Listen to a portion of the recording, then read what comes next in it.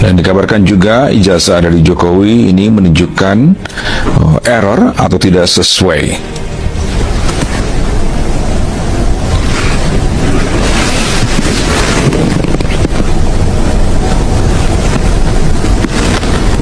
Baik, pemirsa, sementara itu hari ini sekali lagi dalam gelar perkara khusus kasus dugaan ijazah palsu Presiden ke-7 Republik Indonesia Joko Widodo.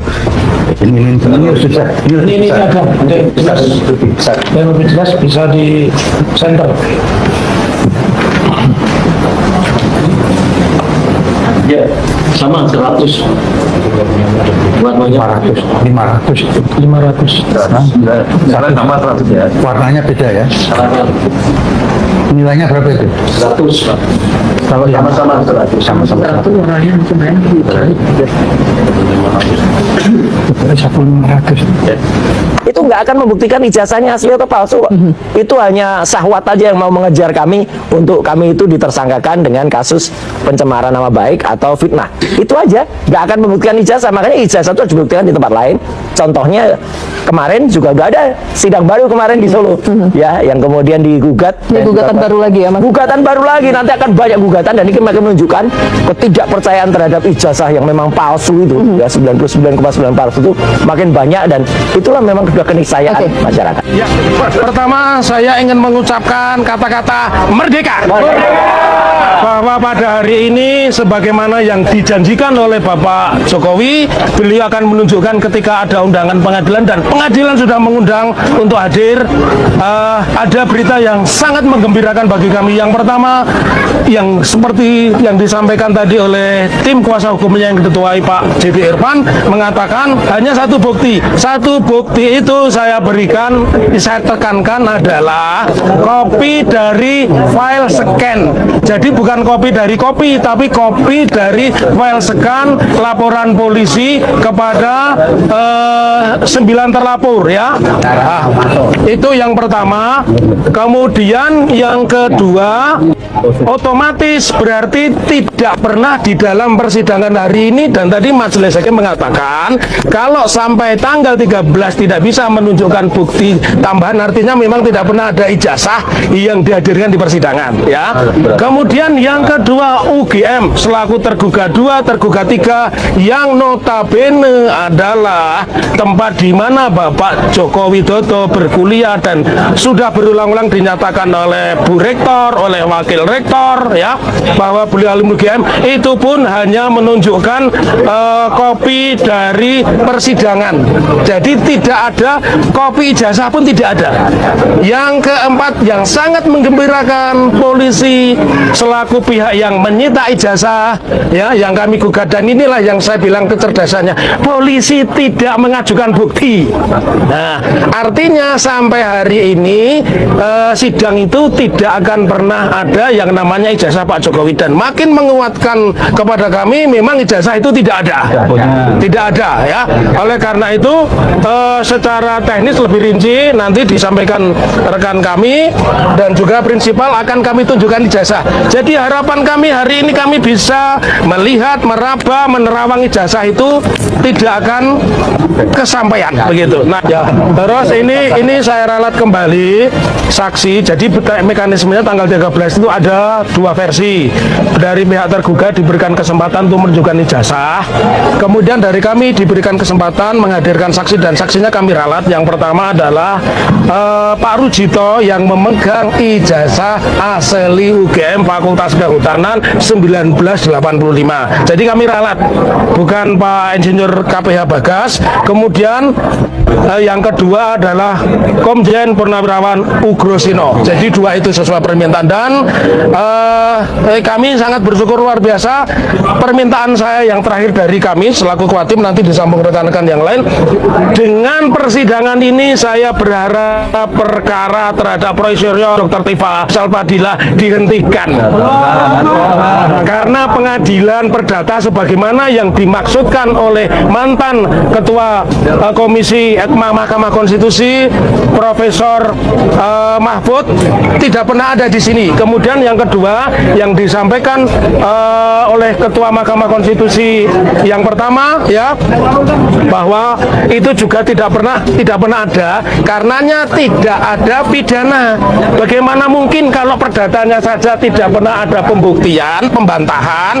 Kalau di sini ada ijazahnya Pak Jokowi dan asli, saya sepakat mereka tersangka. Kalau hari ini tidak pernah ada ya, oleh karenanya juga mendasarkan pada pernyataan Ketua Mahkamah Konstitusi bahwa pengadilan perdata adalah pembuktian yang paling kuat, karenanya tidak ada alasan untuk mentersangkakan, dan saya berharap itu untuk dihentikan perkara itu. Saya kira untuk pembelajaran kita memang lebih baik diputuskan di pengadilan akan lebih baik untuk pembelajaran kita semuanya. Dan Bapak juga pernah berjanji kalau sampai ke pengadilan, ijazahnya Bapak akan tunjukkan di sana, di pengadilan. Ya, itu forum yang paling baik untuk menunjukkan ijazah asli saya dari SD, SMP, SMA, universitas semuanya, dan saya bawa. Sebagai tindak lanjut di dalam persidangan perkara perdata nomor 211 mengenai gugatan CLS yang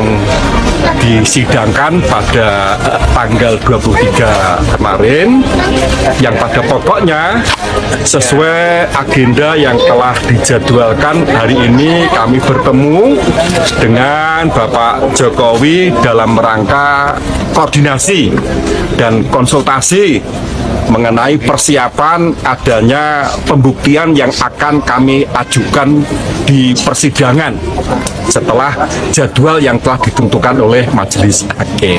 Jangan percaya kalau dia akan hadir. Enggak akan. Itu pernyataannya adalah pernyataan politik, bukan pernyataan hukum. Yang menjadi persoalan, dia lebih memilih panggung politik untuk menempatkan posisinya ketimbang hadir di panggung hukum yang berpotensi menguras legitimasinya. Kan ketika menghadapi pertanyaan jaksa, pertanyaan hakim, pertanyaan pengacara, orang akan membaca kualitas orang ini nantinya. Itu dia hindari. Karena itu dia nggak pernah berani kan wawancara model-model seperti ini. Kalau belum disetting seperti ini kan, saya hanya diberitahu temanya soal ini. Tapi kalau ini detail, bahkan ada prom yang tinggal dia baca. Tapi kalau di pengadilan kan nggak bisa seperti itu.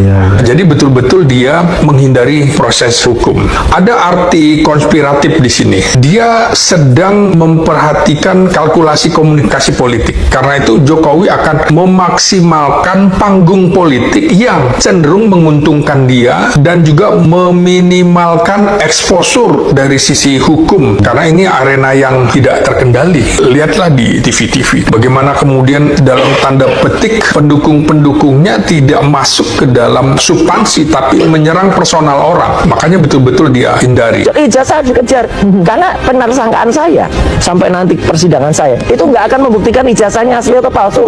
Itu hanya syahwat aja yang mau mengejar kami untuk kami itu ditersangkakan dengan kasus pencemaran nama baik atau fitnah.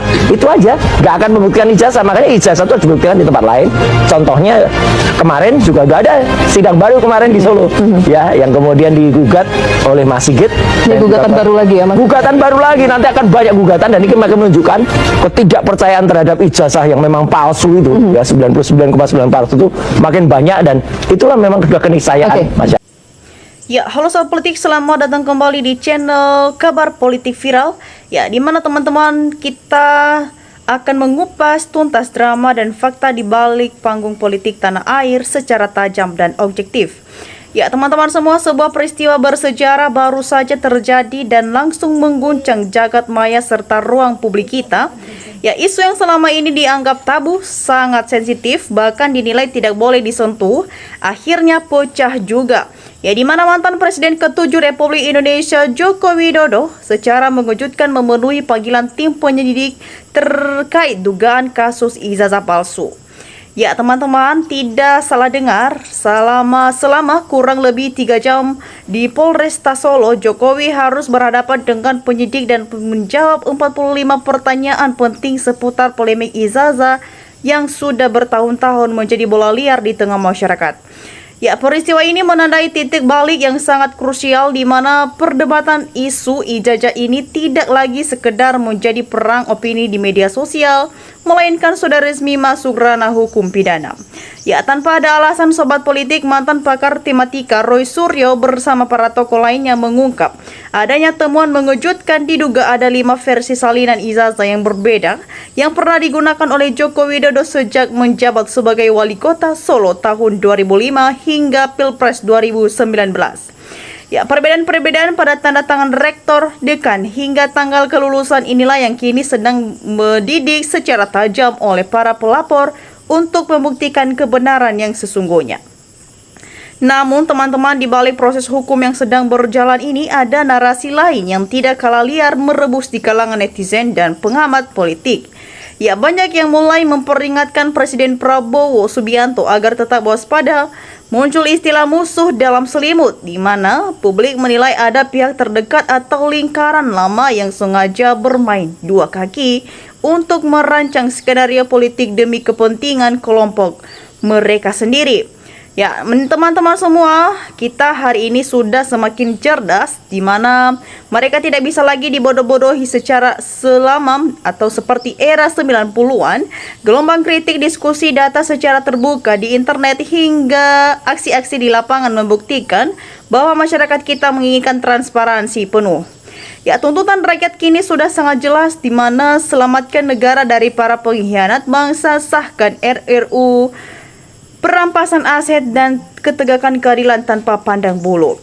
Ya, sobat politik, apakah pemeriksaan terhadap Jokowi ini akan menjadi awal terungkapnya sebuah kebenaran besar, ataukah ini hanya sekadar klarifikasi hukum formalitas belaka? Dan bagaimanakah nasib stabilitas politik kita ke depannya?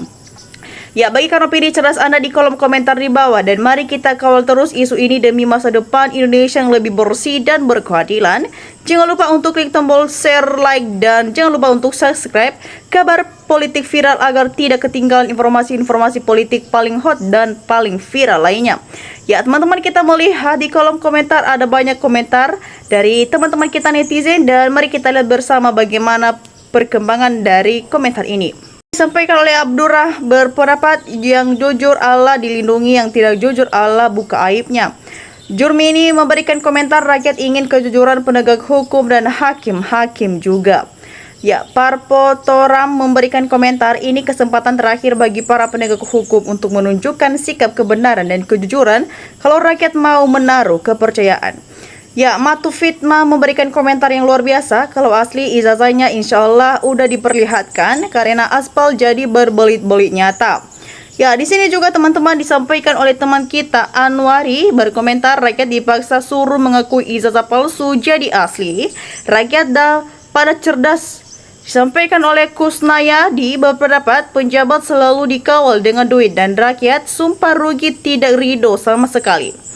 Ya, Terry Hulu memberikan komentar, seandainya penegak hukum itu tidak pandang pilih, pasti Indonesia damai sejahtera.